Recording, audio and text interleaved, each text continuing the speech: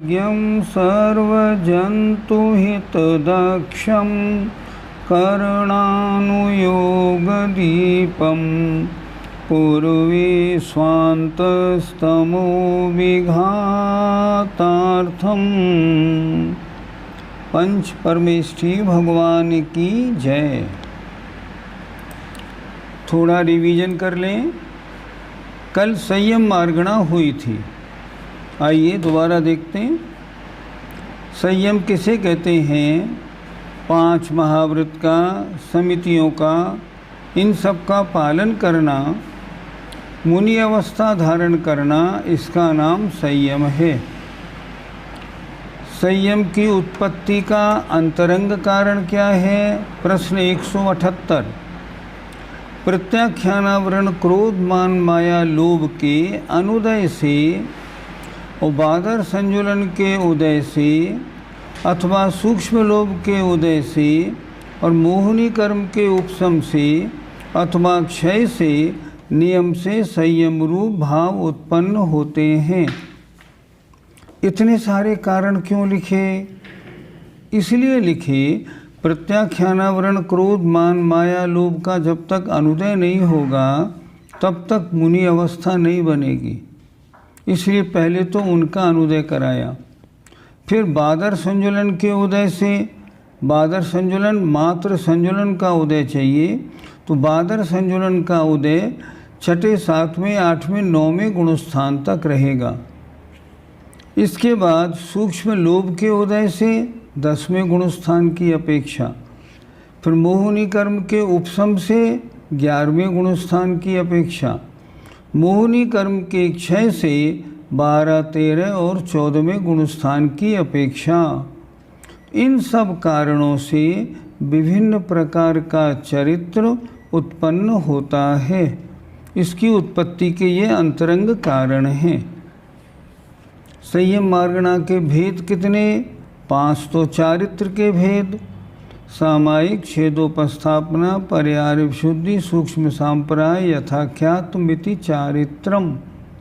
5 तो ये, एक संयमा संयम और एक असंयम। इस तरह 7 भेद संयम मार्गणा में लिए। अब इन्होंने नीचे क्या लिखा? सामायिक, छेदोपस्थापना और पर्याय विशुद्धि, ये 3 संयम। पृष्ठ देखें 50। बादर संजुलन कषाय के देशघाती स्पर्धकों का उदय रहते हुए होते हैं। बादर संजुलन के उदय में ये तीनों होते। सामायिक और छेदोपस्थापना संयम 6ठे से 9वें गुणस्थान तक होता है। परिहार विशुद्धि संयम 6ठे और 7वें गुणस्थान में होता है। कल हमने बताया भी था, परिहार विशुद्धि संयम के धारी जब विहार करते हैं तब उनके यथाख्यात संयम होता है। जब विहार रुक जाता है, वो स्थिर हो जाते हैं, तब परिहार विशुद्धि चारित्र लब्धि रूप में हो जाता है, उपयोग रूप में नहीं रहता। उस समय हम उनके परिहार विशुद्धि चारित्र नहीं मानते। सूक्ष्म सांप्राय संयम सूक्ष्म कृष्टि को प्राप्त संजुलन लोभ का उदय रहते हुए सूक्ष्म सांप्राय नामक 10वें गुणस्थान में होता है। सूक्ष्म कृष्टि मतलब सूक्ष्मपने को प्राप्त, जब संजुलन का बहुत मंद उदय रह गया हो, यह है सूक्ष्म कृष्टि। यथाख्यात संयम संपूर्ण मोहिनी कर्म के उपशम से तो 11वें गुणस्थान में, और संपूर्ण मोहिनी कर्म के क्षय से 12, 13 और 14 गुणस्थान में होता है। 5 संयम की बात हो गई। अब संयमा संयम कहाँ होता है? ये अप्रत्याख्यानावरण कषाय के क्षयोपशम नहीं, अनुदय और प्रत्याख्यानावरणादि कषाय के उदय से 5वें गुणस्थान में होता है। संयमा संयम का गुणस्थान केवल 5वां। वो लोग जो पहले से 11वीं तक प्रतिमा धारण करते हैं, उनका संयमा संयम, थोड़ा संयम थोड़ा असंयम, वे संयमी नहीं हैं अभी। अर्थात पहली प्रतिमा को लेकर क्षुल्लक, एलक और आरिका माता जी जो हैं पंचम गुण स्थान में आती हैं और इनके संयमा संयम होता है। अब असंयम कहाँ रखें? असंयम मिथ्यात्व अनंतानुबंधी और अप्रत्याख्यानावरण कषाय के उदय से पहले, दूसरे, तीसरे और चौथे इन 4 गुण स्थानों में होता है। इन 7 मार्गणा जो बताई संयम मार्गणा के 7 भेद, इनके इन्होंने कौन कौन से गुण स्थान है ये अच्छी तरह बता दिए। 5 प्रकार के संयम की कल परिभाषाएं हुई थी, सरलता से बताता हूँ। मुनि महाराज के जिनके जीवन पर्यंत के लिए समस्त सावध्य योग मन वचन काय से संपूर्ण पाप प्रवृत्ति का त्याग होता है, उसका नाम है सामायिक संयम। सामायिक संयम में कभी दोष लग जाए तो उस दोष को दूर करके सामायिक संयम को पुनः विशुद्ध बना लेना, ये है छेदोपस्थापना चारित्र का काम। परिहार विशुद्धि चारित्र, कोई मुनि महाराज पहले गृहस्थी में 30 वर्ष बड़े सुख से रहे हों, फिर उन्होंने तीर्थंकर के पादमूल में 8 वर्ष तक 9वां प्रत्याख्यान पूर्व पढ़ा हो। पढ़ने से उनको ये मालूम पड़ गया हो कि जीवों की उत्पत्ति कहाँ कहाँ होती है और जीव रक्षा कैसे हो सकती है। ऐसा जिनका होता है वो कहलाते हैं परिहार विशुद्धि संयम के धारी मुनि महाराज। इनका गुणस्थान 6ठा 7वां होता है। क्या ये चातुर्मास करते हैं? नहीं करते, क्योंकि इनसे जीव हिंसा होती नहीं, इसलिए चातुर्मास नहीं करते। पूरी सावधानी इन्हें करना आता है। सूक्ष्म सांप्राय संयम किनके होता है? इन्होंने बताया सूक्ष्म सांप्राय नामक जो 10वां गुण स्थान है, उन मुनिराजों के सूक्ष्म सांप्राय नाम का संयम होता है। वहाँ पर केवल सूक्ष्म लोभ शेष रह जाती है, बाकी और सारी कषाएं समाप्त, उपशम हो जाता है या क्षय हो जाता है। यथाख्यात संयम क्या है? अर्थात जहाँ कषायों का पूर्णतया उपशम हो गया हो या पूर्णतया क्षय हो गई हो, उससे जो विशुद्धि जिस आत्मा में प्राप्त हो गई है वह यथाख्यात संयम की धारी है आत्मा। यथाख्यात चारित्र के गुणस्थान 11, 12, 13, 14। 11 में उपशम के कारण, 12, 13, 14 में क्षय के कारण होता है। संयमा संयम किसे कहते हैं? जहाँ अप्रत्याख्यानावरण का अनुदय हो गया हो। इसका अनुदय क्यों जरूरी है? क्योंकि अप्रत्याख्यानावरण कषाय का जब तक उदय रहेगा तब तक उस व्यक्ति के मन में व्रत लेने की, प्रतिमा लेने की आएगी ही नहीं। क्योंकि अप्रत्याख्यानावरण कषाय ये देश चारित्र धारण करने से रोकने वाली है। तो अप्रत्याख्यानावरण कषाय का अनुदय हो गया, अब रास्ता क्लियर हो गया। अब अनुदय हुआ, इधर उन्होंने प्रतिमाएं धारण की तो उनके क्या हुआ? संयमा संयम हो गया। अणुव्रत, गुणव्रत, शिक्षाव्रत ले लिए, संयमा संयम हो गया। संयमा संयम का 5वें गुणस्थान का प्रारंभ कहाँ से माने? कोई आचार्य पहली प्रतिमा से मानते हैं, कोई आचार्य दूसरी प्रतिमा से मानते हैं। असंयम किसे कहते हैं? जहाँ कोई भी संयम नहीं 5 प्रकार का, जहाँ संयमा संयम भी नहीं, उसे कहते हैं असंयम। ये किस कारण से होता है? ये अप्रत्याख्यानावरण कषाय के उदय से होता है। अप्रत्याख्यानावरण कषाय का अनुदय हुआ और देशव्रत धारण हो गई।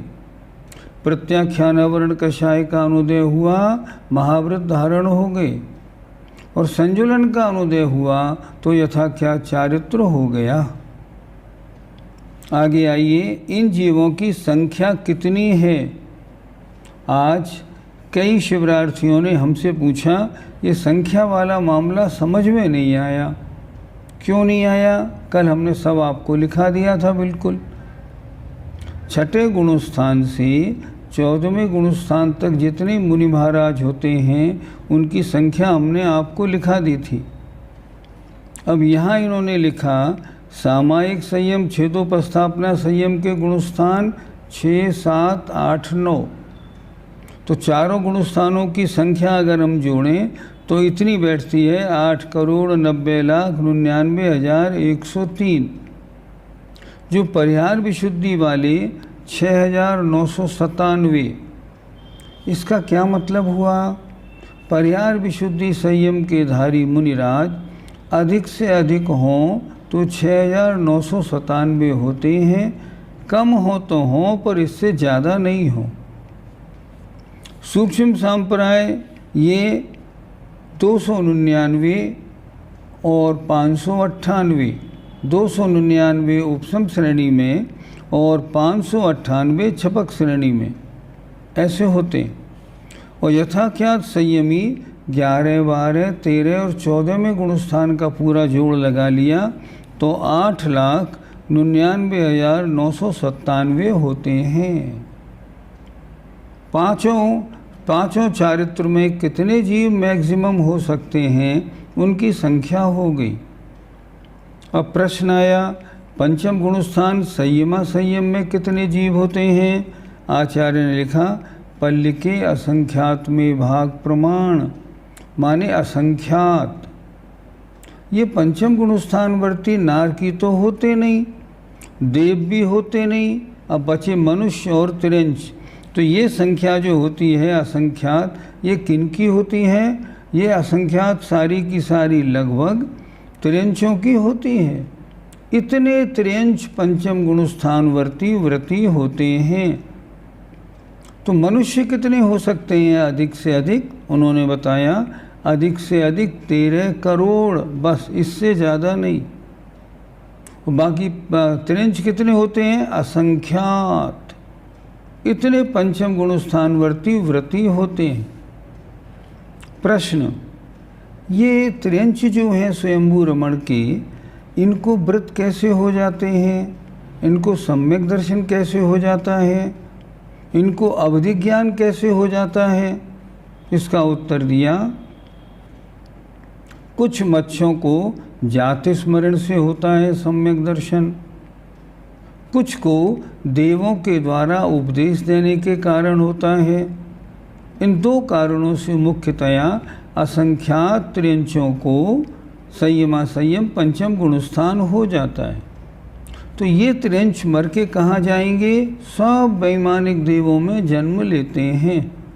मैंने आपको बताया भी था वैमानिक देवों की आधी से ज़्यादा सीटें इनके लिए रिजर्व होती हैं। ये मत्स्य उनमें जन्म लेते हैं, मनुष्य तो बहुत थोड़े से होते हैं। अच्छा, अब असंयमी कितने रहे? सारे संयमी 3 कम 9 करोड़, और जो त्रियंच संयमा संयमी है त्रियंच मनुष्य पल्लिके असंख्यात में भाग, इनको सारे संसार के जीवों की संख्या में से घटा दो तो असंयमियों का जोड़ आ गया। जो व्रती नहीं हैं वे असंयमी में आते हैं। इस तरह संयम मार्गणा हो गई। संयम मार्गणा से संबंधित कुछ प्रश्न आए हैं, जरा उनको हम अभी देख लें, फिर अगली मार्गणा शुरू करते हैं।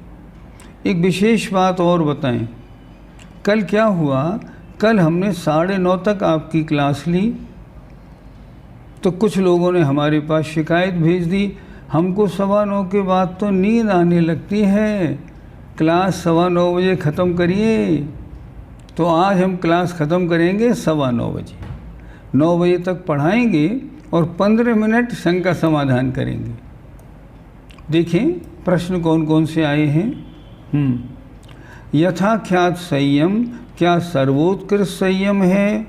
हाँ, सर्वोत्कृष्ट। जब कषाय का पूरा अनुदय हो गया, कषाय समाप्त हो गई, चारित्र पूरा प्रकट हो गया।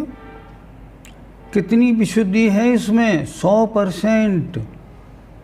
यथाख्यात संयम 11वें गुणस्थान का हो या 14वें गुणस्थान का हो, दोनों 100% विशुद्ध हैं बिल्कुल। इनमें कोई अंतर नहीं होता।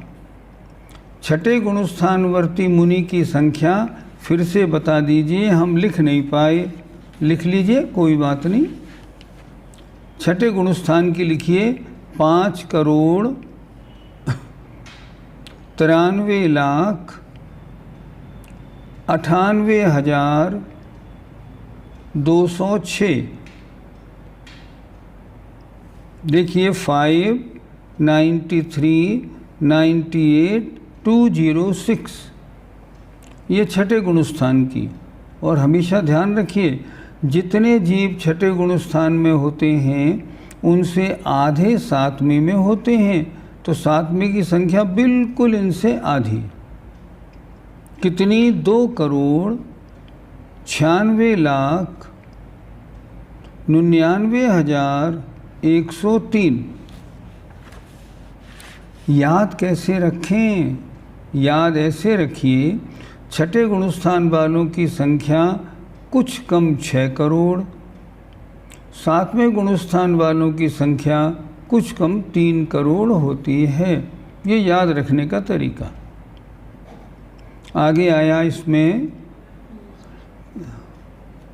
क्या 5 चरित्र एवं 5 संयम समान जानने? हाँ, चारित्र कहो या संयम कहो, एक ही बात है। क्या 28 मूल गुणों के धारी मुनि महाराज बल्ब ट्यूबलाइट का भी प्रयोग नहीं कर सकते? रात्रि में करना नहीं चाहिए, पर कभी मजबूरी बस करते हैं, तो उसमें बल्ब जलाते हैं तो स्थावर और त्रसजीवों की हिंसा का दोष लगता है। त्रसजीवों की हिंसा का दोष कैसे लगेगा? जो बल्ब आपने जलाया है उससे जो भी त्रसजीव छुएगा ना, फौरन मरण को प्राप्त हो जाएगा। इसलिए 99% दिगंबर साधु लाइट का प्रयोग नहीं करते, करते हैं तो उनके अहिंसा महाव्रत में दोष लगता है। पांचों संयम की शॉर्टकट परिभाषा बता दीजिए। अभी बताई ना, एक बार फिर बताते हैं। जहाँ संपूर्ण पाप क्रियाओं का त्याग है, सामायिक संयम। जहाँ सामायिक संयम में कोई दोष लगा हो, उसकी शुद्धि करने का उपक्रम है छेदोपस्थापना संयम। परिहार विशुद्धि प्रत्याख्यान पूर्व पढ़ने से अब जिन जीवों को समस्त जीवों की हिंसा से बचना अच्छी तरह मुनि महाराजों को आ गया है, परिहार विशुद्धि। 10वें गुणस्थान वर्ती के जो संयम है वो सूक्ष्म सांपराय, और संपूर्ण कषाय के उपशम या क्षय से 11, 12, 13 और 14वें गुणस्थान में जो कषाय रहित होने से विशुद्ध चारित्र प्रकट होता है, वह यथाख्यात चारित्र है। आज के काल में तीर्थंकर तो होते नहीं, तो मुनियों के परिहार विशुद्धि संयम कैसे होता है? पंचम काल में नहीं होता, बिल्कुल नहीं होता। माताजी मोक्ष मार्गी कैसे नहीं? छह ढाला में कहाँ है तीनों शिवमगचारी? उन्होंने तीनों शिवमगचारी कह दिया, वो उनका कथन उपचार से है, वास्तविक नहीं। आप सोचो बड़ी अच्छी तरह, अब तो आप लोग ज्ञानी हो गए। चारित्र के 3 भेद होते हैं, कॉपी में लिखिए सब लोग जरा। पहला औपशमिक चारित्र, गुणस्थान 8 से 11। दूसरा क्षायिक चारित्र,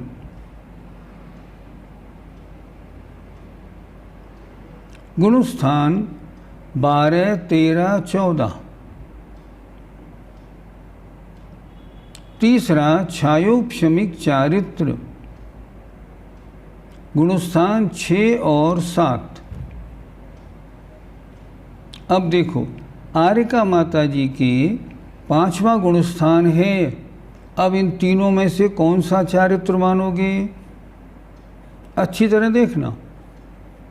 5वें गुणस्थान में कोई चारित्र होता ही नहीं, और चारित्र नहीं तो सम्यक दर्शन ज्ञान चारित्राणि मोक्ष मार्ग, तीनों की एकता है तो मोक्ष मार्ग है, नहीं तो नहीं। और ध्यान से सुनिए, आचार्य कुंद कुंद महाराज क्या कहते हैं, लग्गो ही मोक्ष मग्गो, नग्नता ही मोक्ष मार्ग है, नग्नता नहीं तो मोक्ष मार्ग नहीं। आचार्य कुंद कुंद ने कितना बढ़िया लिखा है, लग्गो ही मोक्ष मग्गो, इसलिए मोक्ष मार्ग ही नहीं। आगे चलें। जन्म से 30 वर्ष तक सुखी रहकर ऐसा परिहार विशुद्धि संयम में क्यों लिया गया, क्योंकि परिहार विशुद्धि संयम के लिए ज़रूरी है कि वो 30 वर्ष तक गृहस्थी में बड़े आनंद से रहा हो। उसी जीव को जब मुनि बनेगा ना, तभी परिहार विशुद्धि संयम हो पाएगा। सिद्धों की संख्या भी तो घटानी होगी असंयमी की संख्या प्राप्त करने के लिए। नहीं, हमने ये बोला जितनी संसारी जीवों की संख्या है उसमें से अगर सारे जीवों की संख्या लेंगे, समस्त जीवों की संख्या, तब सिद्धों की संख्या घटानी पड़ेगी। क्या 12वें गुणस्थान में मोहिनी कर्म का पूर्ण क्षय माने, आपने गुणस्थान पढ़ा था ना, 10वें गुणस्थान के अंतिम समय में छपक श्रेणी में मोहिनी कर्म का पूरा क्षय हो जाता है। तो 12वें गुणस्थान में क्षय होने के बाद प्रवेश होता है, इसलिए 12वें गुणस्थान का नाम रखा क्षीण मोह, जिनका मोहिनी कर्म क्षीण हो गया हो, समाप्त हो गया हो। जब अनंतानुबंधी द्विघाती है तब भी अभव्य जीव भी तो बाह्य रूप से तो निरक्षर 28 मूल गुणों का पालन करते से दिखते हैं, लेकिन हम तो कम से कम अभव्य तो नहीं हैं, तो फिर भी देश पृथ्वी क्यों धारण नहीं कर पा रहे हैं? सही बताएं, आपका मन नहीं है, बहाना बनाते हैं। मन हो आज तो 2 प्रतिमा धारण करने में कुछ दिक्कत नहीं है। क्या दिक्कत है मुझे बताओ? हम तो प्रतिमा धारण किए बैठे हैं, नो प्रॉब्लम, क्या दिक्कत है? आचार्य जी कहते हैं चारित्र से दूर रखने की जड़ क्या है? प्रमाद। प्रमाद का मतलब असावधानी, ढीलापना। जिस दिन मन में आएगा ना व्रत लेने हैं, कोई रुकावट नहीं। रुकावट कौन सी होती है? कोई नहीं होती। हम क्यों नहीं ले रहे? क्योंकि हमारा मन नहीं है। क्या मुनिराज के समय 5 संयम में उतार चढ़ाव होता रहता है? वर्तमान में केवल 2 संयम होते हैं, सामायिक और छेदोपस्थापना। परिहार विशुद्धि नहीं, सूक्ष्म सांप्राय नहीं, यथाख्यात भी नहीं। वर्तमान में केवल मुनि महाराज जो भावलिंगी हैं, जिनका 6वां 7वां गुणस्थान है, उनके 2 चारित्र होते हैं, सामायिक और छेदोपस्थापना। जब 3 कम 9 करोड़ मुनि कभी हुए ही नहीं हैं, कभी नहीं होंगे, तो यह संख्या प्रमाण रूप क्यों है? प्रमाण रूप इसलिए है कि इस गुणस्थान में इससे ज़्यादा मुनि महाराज कभी हो नहीं सकते। प्रश्न, 3 कम 9 करोड़ संख्या क्या है? हमने आपको कल लिखाया 6ठे गुणस्थान से 14 गुणस्थान तक के मुनिराजों की संख्या। ये क्या है? ये मैक्सिमम पॉसिबल है। तो मैक्सिमम पॉसिबल का जोड़ 3 कम 9 करोड़ आता है, पर इतने मुनिराज कभी हुए नहीं, कभी होंगे नहीं। तो ये संख्या कहाँ से आई? 6ठे गुणस्थान से 14वें गुणस्थान तक के मुनि महाराजों की संख्या का जोड़ है। अधिक से अधिक इतने संयमी होंगे नहीं, होंगे नहीं, हुए भी नहीं। तो ये जोड़ कहाँ से आया? उनका जोड़ 6ठे से 14वें गुणस्थान तक के मुनिराजों की संख्या का जोड़ है, पर इतने कभी नहीं हुए। गुणस्थान में मुख्य भूमिका कर्म के अनुदय की है या उदय की? गुणस्थान में मुख्य भूमिका कर्म के अनुदय की, उपशम की और क्षय की है। कर्म के उदय से गुणस्थान कभी नहीं बनते, क्योंकि इन कर्मों का उदय ये तो आत्मा के परिणामों को गिराने वाला होता है। इसलिए इनमें क्या है, इनमें गुणस्थान में मुख्य भूमिका कर्म के अनुदय की है, या उपशम की है या क्षय की। आगे देखें। आपसे पढ़कर बहुत अच्छा लगा, धन्यवाद आपका। चलिए। जिस जीव ने जन्म से लेकर 30 वर्ष तक सुख दुख संकट आपत्ति विपत्ति आदि रहे हो, उनके परिहार विशुद्धि संयम नहीं होगा क्या? नहीं होगा। जो 30 वर्ष तक सुख से नहीं रहे, आपत्ति में जूझते रहे, मजदूरी करके पेट पालते रहे, उनके परिहार विशुद्धि संयम नहीं होगा। क्यों नहीं होगा? उनके परिणामों में उतनी विशुद्धि नहीं आएगी। दर्शन प्रतिमा लेने में क्या क्या नियम है, ऐसा हमारा जानने का भाव है। ध्यान से सुने। दर्शन प्रतिमा में अणुवृत्त गुणवृत्त शिक्षावृत्त तो नहीं होते। तो पहले क्या होता है? पहले ये होता है कि 7 व्यसन उनका त्याग करो, 8 मूल गुण धारण करो, भगवान की पूजा और श्रावक के जो 6 कर्म हैं उनका रोज पालन करो। इसमें दिक्कत कहाँ आती है? इसमें दिक्कत वहाँ आती है, पहली प्रतिमा में आपका सारा खाना पीना शुद्ध हो जाएगा। क्यों शुद्ध क्यों हो जाएगा? क्योंकि मान लीजिए आपने दूध डेयरी का ले लिया, तो उस डेयरी के दूध में तो 30 जीव भरे पड़े, और आपने मांस त्याग कर दिया, सप्त व्यसन में भी मांस छोड़ दिया, अष्टमूल गुण में भी मांस छोड़ दिया, तो फिर आप उस दूध को कैसे ले लेंगे? नहीं ले पाएंगे। हमको घी चाहिए, घी हम बाज़ार से डेयरी का ले लेंगे? नहीं, डेयरी के उसमें तो तमाम जीव भरे पड़े हैं, वो नहीं चलेगा। पानी बिल्कुल छना हुआ उबला हुआ चलेगा, शुद्ध बिल्कुल। सबसे बड़ी गड़बड़ इन 3 चीज़ों में पाई जाती है। बाकी आटा आपका मर्यादित, जैसे वर्तमान के समय में 5 दिन की मर्यादा है, उनके हिसाब से चलेगा। बाज़ार की चीज़ कुछ नहीं खा पाएंगे। चीनी मतलब चाय कॉफ़ी नहीं, कोई सेवन नहीं होगा। सिनेमा टीवी पे फिल्में देखेंगे? नहीं, बिल्कुल नहीं देखेंगे, इससे परिणाम खराब होते। इतनी बात अगर आप कर लेंगे तो आपकी पहली प्रतिमा बन जाएगी, और आपने पहली प्रतिमा बना ली, अब आगे बढ़ने में कोई दिक्कत नहीं। कुछ लोग कहते हैं पानी कौन सा लेना पड़ेगा? पानी तो आपको या तो कुएं का लेना पड़ेगा, सबसे बड़ी दिक्कत है आज के लिए। पानी कुएं का लेना पड़ेगा। क्यों लेना पड़ेगा? क्योंकि उसकी जीवानी उसी में आप कर सकते हो, और उससे भी बड़ी सुविधा है आप बारिश का पानी इकट्ठा करें। हमने तो अपने यहाँ बारिश का पानी अपने लिए इकट्ठा किया हुआ है। बारिश के पानी में उसमें से पानी निकाला, उसकी जीवानी उसी पानी में कर दी। अब जब बारिश शुरू होगी जून के लास्ट में, तब उस पूरी टंकी को दोबारा धो के साफ़ करके नए पानी से भर लेंगे। उस पानी से स्वास्थ्य भी बढ़िया रहता है, और उसकी जीवानी उसमें करने से जीवों की हिंसा भी नहीं होती।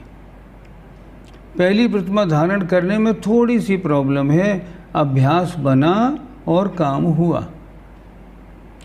मन ज़रूर बनाना चाहिए। आज हम पढ़ रहे थे, उसमें लिखा था आचार्य ने, ज्ञान प्राप्त करना जभी कार्यकारी है जब आप अपने आचरण में सुधार करें। अगर आपने अपने आचरण में सुधार नहीं किया तो आपका ज्ञान प्राप्त करना ज़्यादा उपयोगी नहीं होगा। आप डॉक्टर तो बन जाएं और फिर डॉक्टरी नहीं करें, उसे उपयोग में नहीं लें, तो MBBS करने से क्या फ़ायदा? कोई फ़ायदा नहीं। आपका बेटा इंजीनियर तो बन गया और कपड़े की दुकान पे कपड़े फाड़ने में आपने लगा दिया, तो IIT का हो तो अभी कुछ फ़ायदा नहीं। इसलिए फिर निवेदन, जितने भी शिविरार्थी इस समय देख रहे हैं ये सारा प्रोग्राम, और जिन्हों को गुणस्थान का ज्ञान हुआ है वो निर्णय बनाएं। जीवन में 2 काम करने हैं, एक तो सम्यक दृष्टि बनना ही बनना है, और दूसरा काम कम से कम 2 प्रतिमा तो लेनी ही लेनी है, कोई दिक्कत नहीं पड़ेगी। आगे देखें, संयम असंयम और असंयम मार्गणा को लास्ट में क्यों लिया, जबकि इनके गुणस्थान नीचे के हैं? नहीं, संयम मार्गणा है, पहले संयम ले लिया, फिर मिला जुला ले लिया, और फिर संयम रहित को ले लिया। ठीक है, क्या सिर्फ एक प्रतिमा लेने पर गुणसरणी निर्जरा होगी? हाँ, बिल्कुल होगी।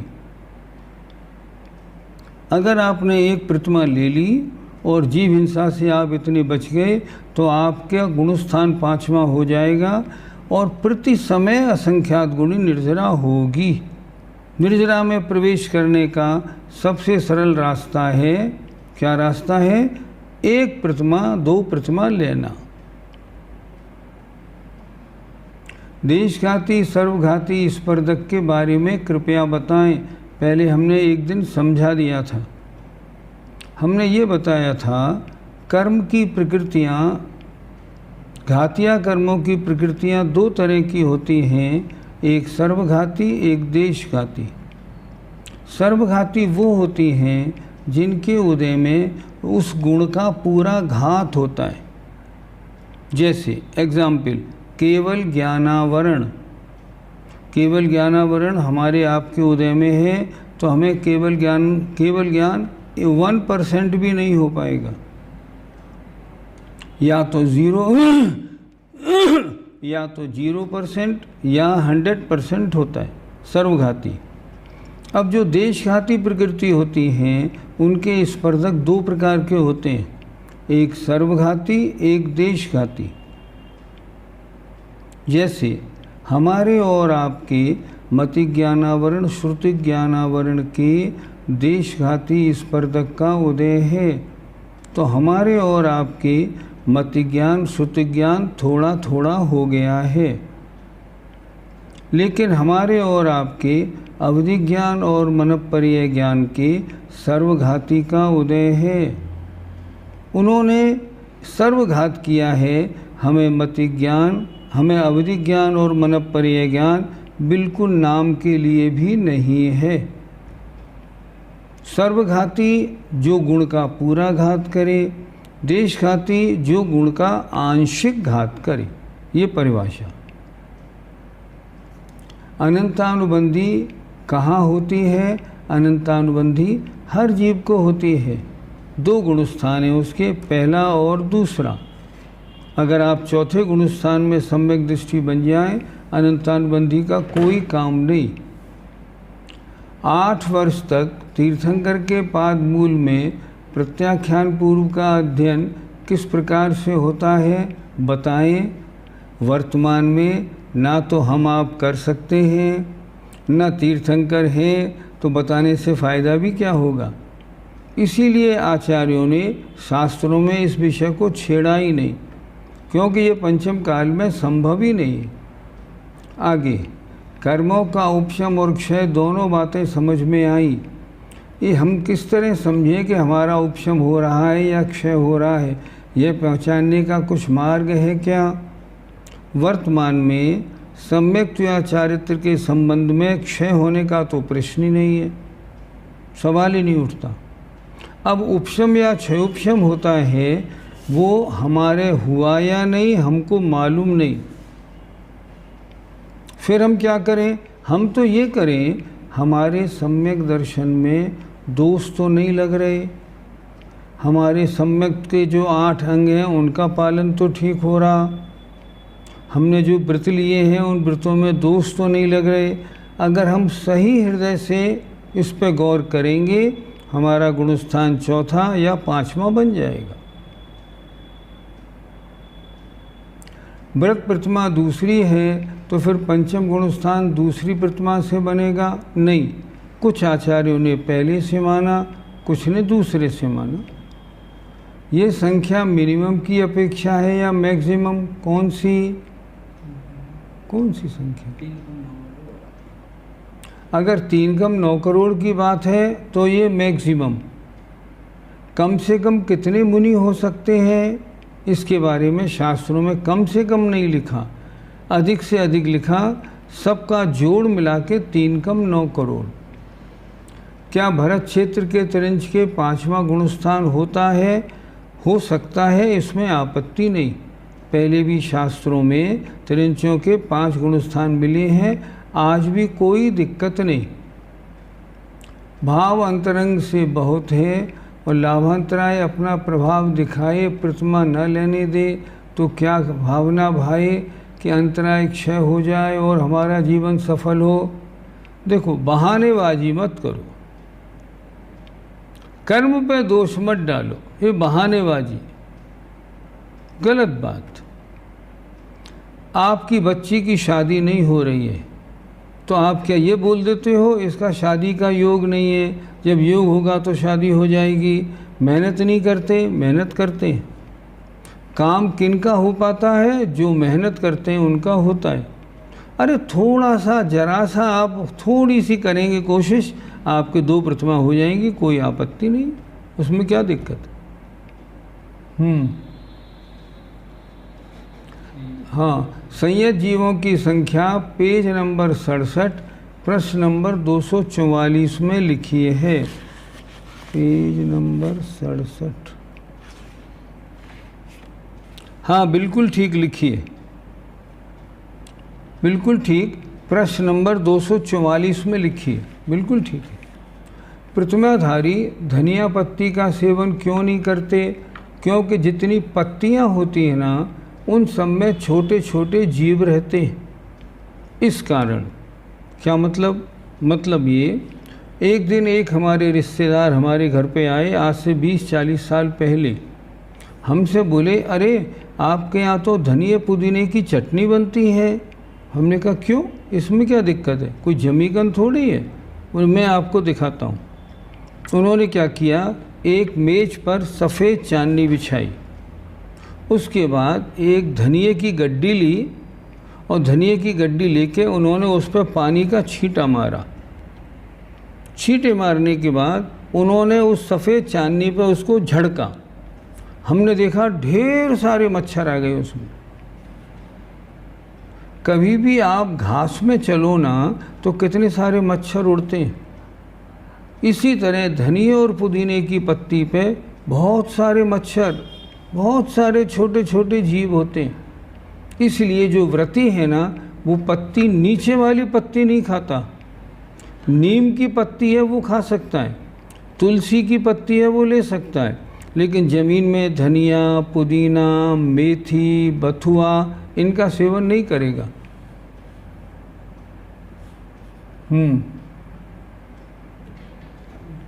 तीनों चारित्र में गुणस्थान एक बार फिर बताइए, है तो सही। देखिए, सामायिक और छेदोपस्थापना में गुणस्थान 6 से 9, परिहार विशुद्धि में गुणस्थान 6 और 7, सूक्ष्म सांप्राय में केवल गुणस्थान 10, यथाख्यात चारित्र में गुणस्थान 11 से 14, संयम गुणस्थान 5वां, असंयम में गुणस्थान 1 से 4। छायोपशमिक चारित्र का गुणस्थान कौन सा माने?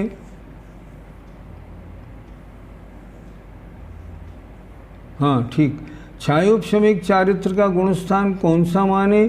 6 और 7। वर्तमान में मुनिराजों के छायोपशमिक चारित्र होता है, उनका गुणस्थान 6 और 7 है। चलते गुणस्थान वाले मोक्ष मार्गी नहीं होते करते। चलते गुणस्थान वाले जिनका गुणस्थान ऊपर नीचे रहता है, नहीं, वो तो सवाल ही नहीं उठता। मोक्ष मार्गी 6 और 7वें गुणस्थान वाले। 3 चरित्र का गुणस्थान बताइए। 3 चरित्र बता दिया। क्या प्रतिमा लेने के बाद एलोपैथी मेडिसिन ले सकते हैं क्या? बहुत अच्छा प्रश्न किया। ये भी एक बड़ी भारी प्रॉब्लम रहती है। इसके लिए सबसे बड़ी बात क्या है, अधिकांश एलोपैथिक जो होती हैं दवाइयाँ उनमें नॉन वेज मिक्स होता है। इसलिए एलोपैथिक दवाई लेने वालों को प्रतिमा आचार्य विद्यासागर जी महाराज नहीं देते। लेकिन अगर मान लो अगर कभी लेनी भी पड़े और डॉक्टर स्पष्ट ये कह दे ये तो प्योर वेजिटेरियन है, तो कभी ले सकते हैं, बाकी नहीं ले तो दी बेस्ट है। एलोपैथिक दवाइयों में अशुद्धि होती ही होती है। इस कारण बंद विच्छुत्ति और संबर में अंतर बताइए। आज सुधा सागर जी महाराज ने इस बारे में चर्चा की थी। बंद विच्छुत्ति का मतलब बंद का रुक जाना, और संबर का मतलब जिस गुणस्थान में बंद होता हो उस गुणस्थान में बंद नहीं होना। उसका कारण गुप्ती, समिति, धर्मानुपरीक्षा, परिचय जय और चारित्र है। बंद विच्छुत्ति माने बंद का रुक जाना, उसे कहते हैं बंद विच्छुत्ति।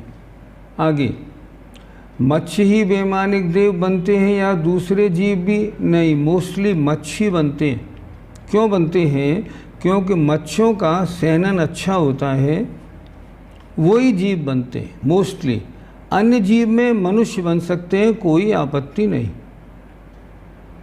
जब आरिका माता जी भी मोक्ष मार्गी नहीं तो देशवृत्ति भी मोक्ष मार्गी नहीं? हाँ, नहीं, इसमें कोई शक नहीं।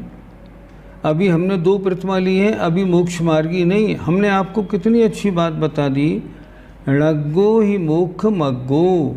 जब तक कपड़ा है शरीर पे मोक्ष मार्ग नहीं है।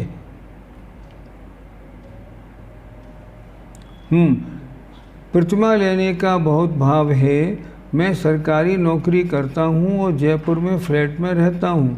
फ्लैट में शुद्ध जल की व्यवस्था न होने के कारण प्रतिमा नहीं ले पा रहा हूँ, मार्गदर्शन दीजिए। अरविंद कुमार जैन। मैं कह रहा हूँ, देखें, अगर आपको प्रतिमा लेने का भाव है तो कई काम कर सकते हैं। या तो ऐसी जगह फ्लैट ले लें जहाँ कुआं या पानी, बारिश के पानी की व्यवस्था हो। आजकल बारिश के पानी की व्यवस्था में कोई दिक्कत नहीं। हमने क्या कर रखा है, देखिए ज़रा ध्यान से।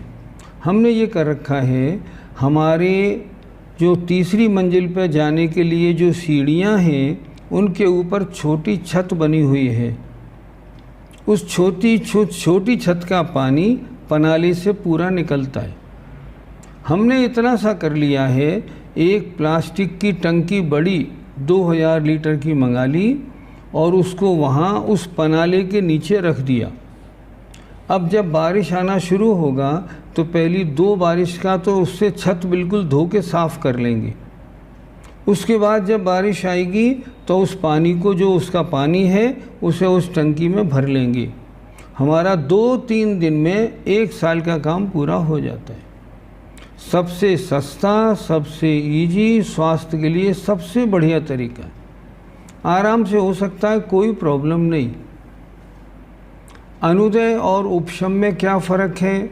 अनुदय माने तो उदय नहीं होना और उपशम माने कुछ समय के लिए दब जाना। अब जैसे मान लो किसी ने मुनिपना धारण कर लिया तो उनके अनंतानुबंधी प्रत्याख्यान का क्या हुआ? अनुदय हो गया। अब ये अनुदय कब तक चलेगा? जब तक वो मुनि महाराज बने रहेंगे चलता रहेगा। पर उपशम जो होगा, उपशम तो एक अंतर्मुहूर्त के लिए होता है, वो तो बहुत कम हुआ। इसलिए अनुदय अलग, उपशम अलग। उपशम श्रेणी व छपक श्रेणी कब चढ़ते हैं? जब भावों की विशुद्धि बहुत बढ़ती है। पंचम काल में नहीं चढ़ सकते। भावों की विशुद्धि बढ़ती है तब विशुद्धि बढ़ के चौथे काल में, पंचम काल में नहीं। जिनका सहनन बहुत अच्छा होता है वो लोग उपशम श्रेणी या छपक श्रेणी चढ़ सकते हैं। कब चढ़ते हैं? जब परिणामों की विशुद्धि बने, अपने आप हो जाती है। कोई ये कहे मैं आज उपशम श्रेणी चढ़ के दिखाता हूँ, नहीं दिखा सकता। मैं कोई मुनि महाराज कहें मैं आज छपक श्रेणी मानूंगा, ऐसे नहीं मानी सकती। हमारा काम तो है अपने भावों की विशुद्धि बनाना। छपक श्रेणी के योग विशुद्धि बन जाएगी, छपक श्रेणी चढ़ जाएंगे। अगर उपशम श्रेणी के योग बनेगी तो उपशम श्रेणी चढ़ेंगे, और नहीं बनेगी तो नहीं चढ़ेंगे। आपको मालूम पड़ेगा क्या? नहीं, कुछ भी नहीं मालूम पड़ेगा।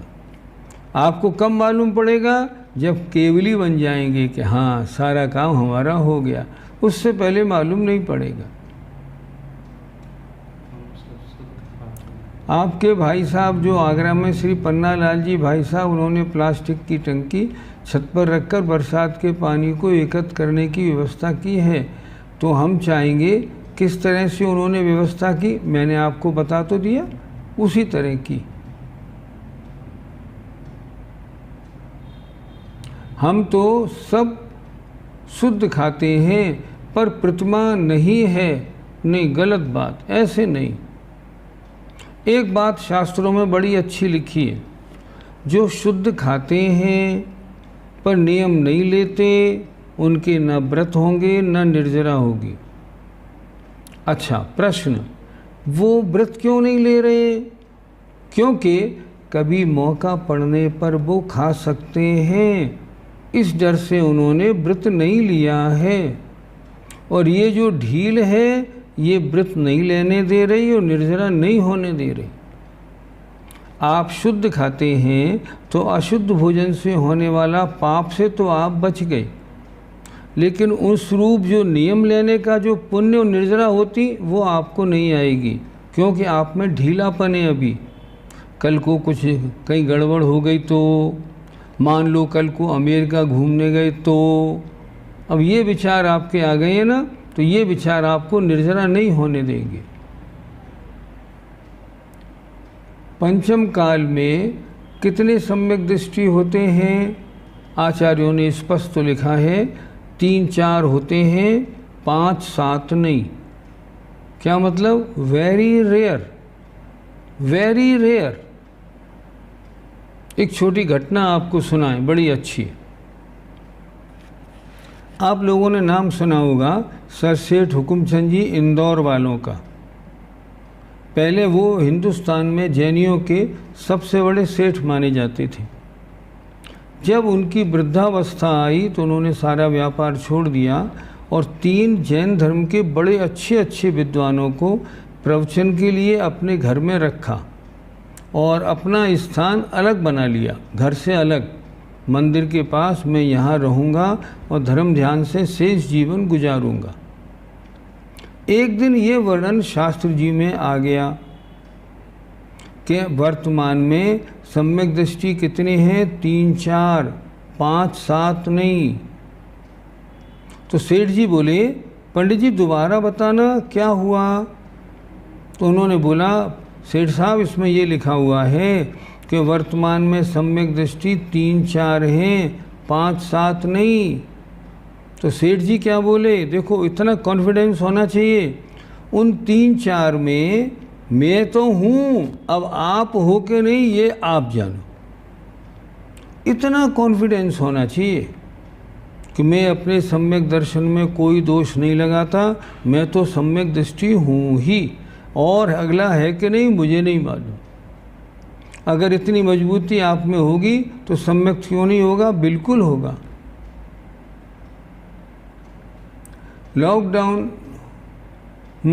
लॉकडाउन के समय मंदिर जी में भगवान के दर्शन नहीं हुए तो क्या पहली प्रतिमा में दोष आया? नहीं आया, ये मजबूरी की हालत थी, लेकिन आपने अपनी आराधना घर पर रहकर तो पूरी की, कोई आपत्ति नहीं।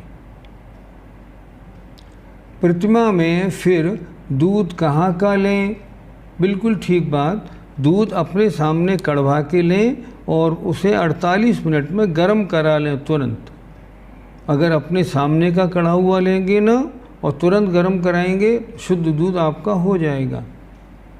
सारे नियम हैं, सिर्फ संयुक्त परिवार में पानी कुएं का नहीं ले पा रहे हैं तो गति अशुभ टाल सकते हैं। गति अशुभ तो टल जाएगी, लेकिन आपको इतने सारे करने का फल नहीं मिलेगा। पानी कुएं का क्यों नहीं ले पा रहे? कौन सी दिक्कत है बताइए? अरे अपना या तो अपना एक इतना बड़ा कुआं बनवा लें 16 इंची का। आजकल 16 इंची के कुएं बहुत लोगों ने खुदवा लिए, उसमें बाल्टी डाली और पानी पूरा भर लिया। अपने घर में ही इतने बड़े कुएं बन जाते हैं। पहले तो कुएं बड़े बनते थे, अब तो छोटे छोटे कुएं खुद जाते हैं, उससे काम पूरा हो जाता है। सम्यक दृष्टि कैसे बने, चर्चा पहले खूब हो गई। सच्चे देव शास्त्र गुरु का श्रद्धान पक्का बनाएं, मिथ्या देव शास्त्र गुरु से बिल्कुल दूर रहें, स्वाध्याय अच्छी करें, 7 तत्व 9 पदार्थों को जानें, उन पे पूर्ण विश्वास करें और जिन पे विश्वास किया है उसके अनुसार अपने जीवन का भी पलटन कर लें। ऐसे बने। आगे दूसरी प्रतिमा के बारे में बताइए, उसका कैसे पालन करें? कोई दिक्कत नहीं, पहली प्रतिमा का आपने पालन कर लिया, अब दूसरी प्रतिमा में कोई प्रॉब्लम नहीं। दूसरी प्रतिमा में 5 अणुव्रत, 3 गुणव्रत, 4 शिक्षाव्रत और लेने हैं और ये बिल्कुल ईजी है, इनमें कोई प्रॉब्लम नहीं है। अणुव्रतों में कोई दिक्कत नहीं, गुणव्रतों में कोई प्रॉब्लम नहीं, शिक्षाव्रतों में कोई प्रॉब्लम नहीं। सारा खाना पीना आपने शुद्ध अपना कर ही लिया, श्रावक के षट कर्मों का पालन आप करते हैं, पहली प्रतिमा आपने ढंग से ले ली है, अब आपको कोई प्रॉब्लम नहीं, आराम से हो जाएगी। अगर असाता वेदनी की वजह से हम अच्छे से नियम का पालन नहीं कर पाता तो मन में आता है कि अब कभी भी नियम नहीं लेंगे। नहीं, ये गलत बात।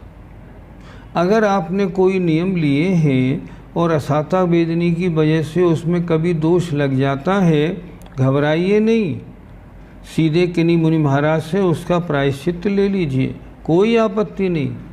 लेकिन ये मत सोचिए अब नियम नहीं लेंगे, ये तो गलत हो जाएगी। पहली प्रतिमा में और दूसरी प्रतिमा में क्या अंतर है? पहली प्रतिमा में 5 अणुव्रत नहीं है। आपने 5 पापों को स्थूल रूप से नहीं छोड़ा, अपने परिग्रह की सीमा आपने नहीं बनाई, आपने गुणव्रत में अपने आने जाने की सीमा नहीं बनाई, आपने अनर्थ दंडों को नहीं छोड़ा, आप सामायिक नहीं करते हैं। पहली प्रतिमा में इतनी छूट है, दूसरी प्रतिमा में ये कार्य करने पड़ते हैं और ये कार्य बड़े आनंद के हैं। एक बार करके तो देखें,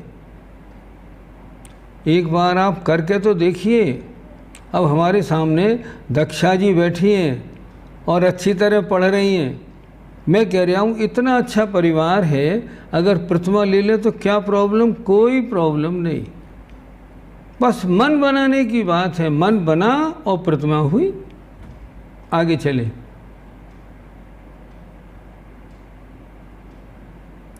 यदि कोई व्यक्ति मरण समय प्रतिमा धारण करे और तुरंत उसका मरण हो गया, उसका गुणस्थान कौन सा होगा? 5वां, बिल्कुल 5वां गुणस्थान होगा। अगर उसने मरने से 1 दिन पहले भी, 2 घंटे पहले भी प्रतिमाएं ले ली हैं, संकल्प कर लिया है, तो भी 5वां गुणस्थान होगा। गति कौन सी मिलेगी? बिल्कुल निश्चित रूप से देवगति मिलेगी। पहली प्रतिमा में 6 आवश्यक कैसे पूरे हों? क्योंकि गुरु उपासना कैसे हो? गुरु तो हर समय नहीं होते, ठीक है, आप रोजाना देव शास्त्र गुरु की पूजा करते हैं, उसमें गुरु की उपासना हो जाती है। जब मिले तो पूरी भक्ति से उनके पास जाएं, उनके साथ सारा काम करें। नहीं है तो नहीं है, क्या आपत्ति है? हाँ,